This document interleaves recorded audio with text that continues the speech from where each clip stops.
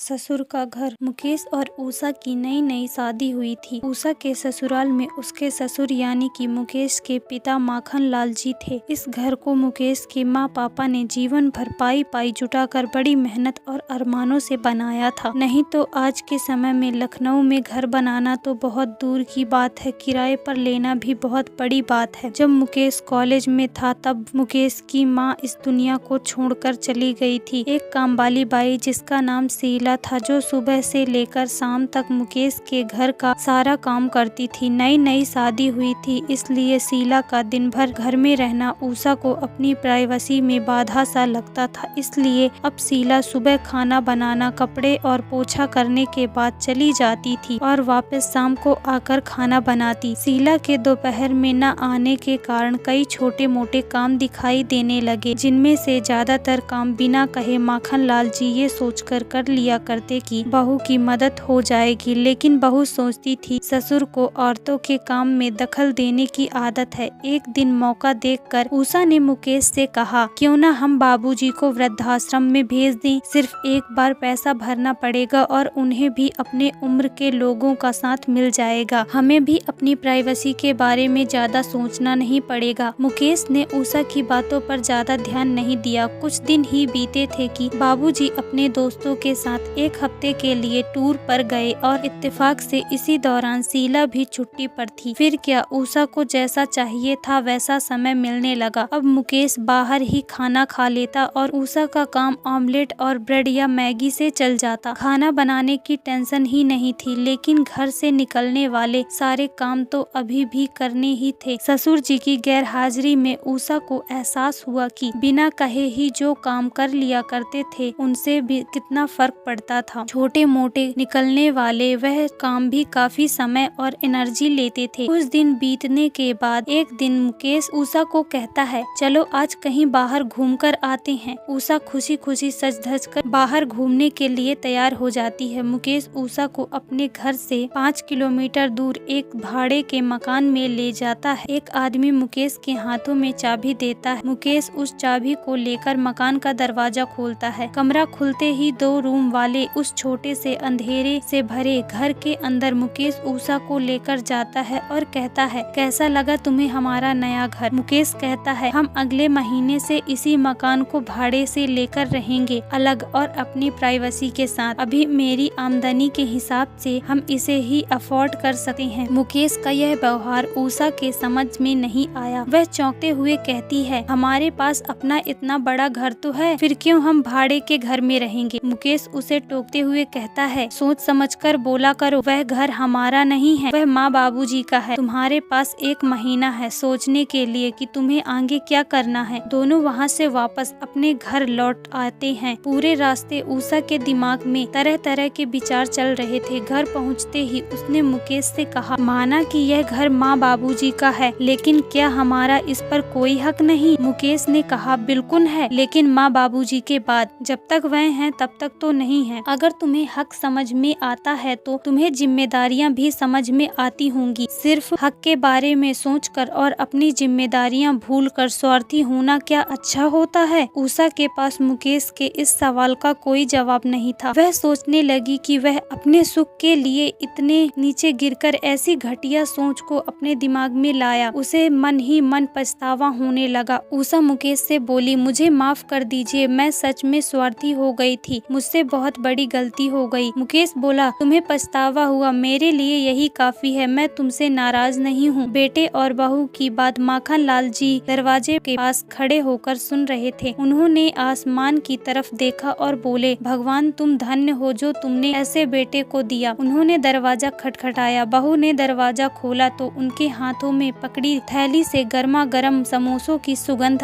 उसको आने लगी। ससुर ने अपनी बहू से कहा, वो कोने वाले हलवाई के पास से लाया हूँ, तुम्हें बहुत पसंद है ना। उषा को अपने ससुर के प्रति विचार और ससुर के उसके प्रति प्यार, उन दोनों का फर्क समझ में आते ही उसकी आंखों से पश्चाताप के आंसू और चेहरे पर अपने परिवार के प्यार के कारण मुस्कान आ गई। दोस्तों, इंसानी दिमाग में दिन भर हजारों विचार आते हैं, कुछ अच्छे और कुछ बुरे, लेकिन किसी भी विचार को शब्दों में परिवर्तित करने से पहले उनको समझना बहुत जरूरी है। अक्सर विचार और वास्तविकता एक दूसरे से मेल नहीं खाते। थे। हमारे बुजुर्ग जो हमें बोझ लगते हैं, जिनसे हम बात बात में चिढ़ जाते हैं, और ऐसा इसलिए होता है क्योंकि हम स्वार्थी होकर सोचते हैं और हम उनके योगदान को समझ नहीं पाते। वह हमारे जीवन में बहुत अहम किरदार निभाते हैं। आशा करती हूँ आपको ये कहानी पसंद आई होगी। कहानी पसंद आई है तो लाइक और शेयर जरूर करें। इस कहानी पर आपकी क्या राय है हमें कमेंट करके जरूर बताएं। चैनल पर नए हैं तो चैनल को सब्सक्राइब करें। धन्यवाद।